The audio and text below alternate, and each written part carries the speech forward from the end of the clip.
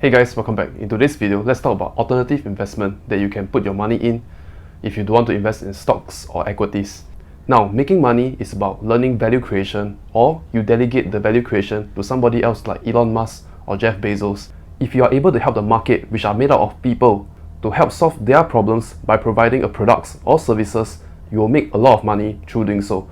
A high income skill is always a skill set that creates a lot of value that not many people can do, and a lot of people demand it. So there's not enough supply and there's a lot of demand, and hence you're rewarded handsomely.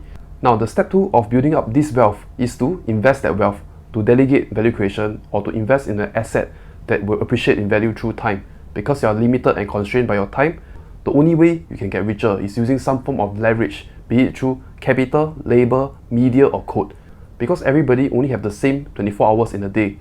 So today, let's talk about step 2, which is investing the wealth you have made.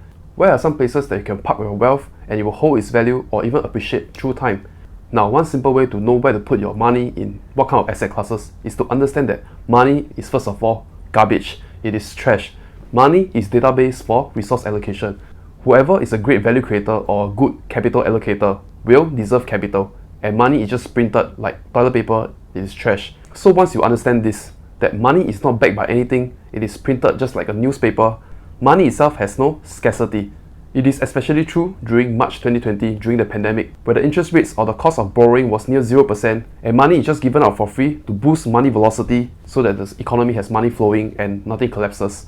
This is what we call boom and bust cycle, and it will happen over and over again, and interest rates will go low, will go high, doesn't matter.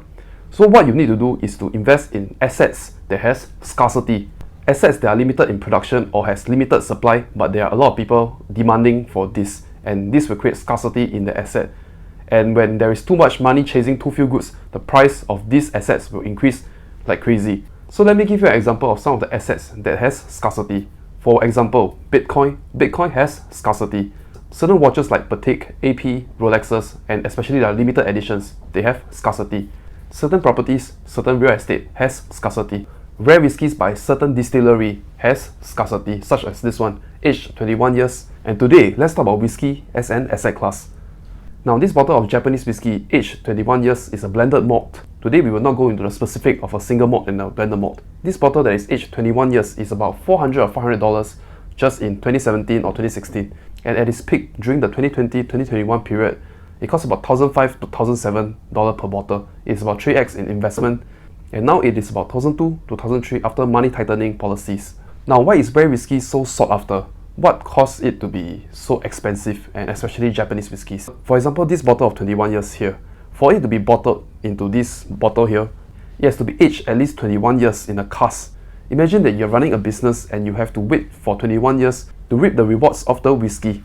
So many of these distilleries went bankrupt in the 1990s during the AFC, the Asia Financial Crisis, that actually hurt Japan a lot. And back then, Japanese whiskies was not sought after. The best whiskies are from Scotland. The Suntory distillery that made this bottle do not have enough capital to age 20 or 30 years of whiskies. They do not have enough capital to age these many barrels of whiskies for it to last 20 to 30 years before taking profits. And in the early 2000s and the 2010s, Japanese whiskies start becoming the best whiskies in the world, and these whiskies become highly sought after. And this is why their value just multiply like crazy. For example, I used to deal Yamazaki 25s, and this whiskey used to be 1,500 USD in 2013, and this bottle ended up becoming 25 to 30,000 Sing dollars at the peak of 2021, and this is how much they multiply through time. And this is why rare whiskies perform the best among all other asset classes, 500% over the last 10 years. The thing about whiskies is that the longer you age them in a barrel, the more they will evaporate, and the content will become richer, but the amount of bottles you can get out of a barrel with the longer age will become lesser because they evaporate. And this is why the value of whiskies with age becomes exponential. And rare whiskies, such as this one, is extremely good stock of value if you have cash laying around, sitting and doing nothing. Now let me play a clip to further explain my point. Konnichiwa. What's the first drink that comes to mind when someone mentions Japan, the fantastic and colorful world of weirdness? It's sake, right? Well, it's time for a quick re-education. A new giant is emerging in Nippon, and this one is not a sea monster. It's the increasingly beloved Japanese whiskey, which is obviously big in Japan. Sorry, we had to. And it's taking over the world. So how did it all happen? It's an exciting tale of seafarers, Scotland, science, wood, Bill Murray, and Matthew Perry. We'll get to that. In the 17th century, Japan isolated itself from everyone. The government wanted to limit the cultural and religious influence of the European traders, and they remained hermits for 2 centuries, until Matthew Perry came to Tokyo in 1853. Not Chandler, but an angry American sailor who just wanted to trade. Perry the Mariner, 10 ships, and thousands of men held Tokyo at gunship point and demanded Japan to start doing business again. The Japanese saw how far behind they were technologically compared to the Western world and got a serious case of FOMO. One of the coolest new things they saw was the amber spirit the Yanks called whiskey. The locals tried to recreate it, unsuccessfully, so in 1918, they sent a young chemist from an ancient sake-making family to Scotland. His name was Masataka Takasuru, and he became a total Scotch geek. When he came back to Japan, he started making whiskey with his new pal, Shinjiro Tori, the pharmaceutical tycoon. Now, Takasuru wanted to build a distillery in Hokkaido because its landscape is similar to Scotland, but Tori decided to settle down in Yamazaki. When the duo eventually split up, Takasuru moved to Hokkaido, establishing Nikka in 1934, while Tori renamed his business to Suntory. Today, Nikka and Suntory are still whiskey powerhouses and huge rivals. By the way, Suntory is just Tori-san backwards. Clever, huh? Alright, but what makes Japanese whiskey so special? Granted, it's heavily influenced by Scotch, but it's way more aromatic and lighter. And there's a secret weapon behind that. Meet the Mizunara oak.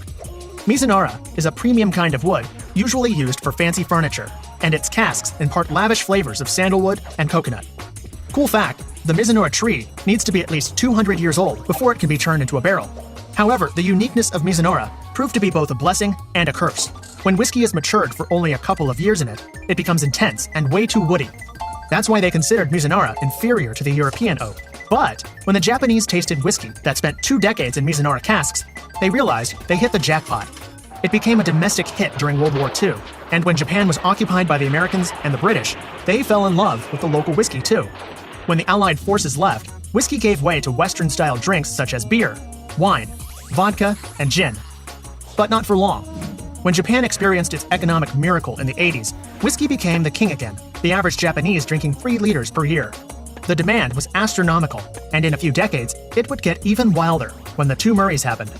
First, Bill Murray drank Suntory whiskey in the 2003 film Lost in Translation, showing the bottle to millions of moviegoers who yelled "Suntory time" every time they ordered it.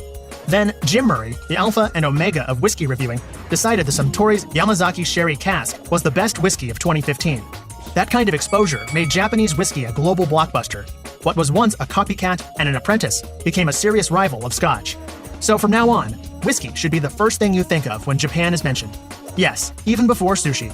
Kanpai! Okay, with that, I hope you enjoyed today's whiskey content. If you do give this video a thumbs up, subscribe to my channel if you haven't. Thank you, and I'll see you next week.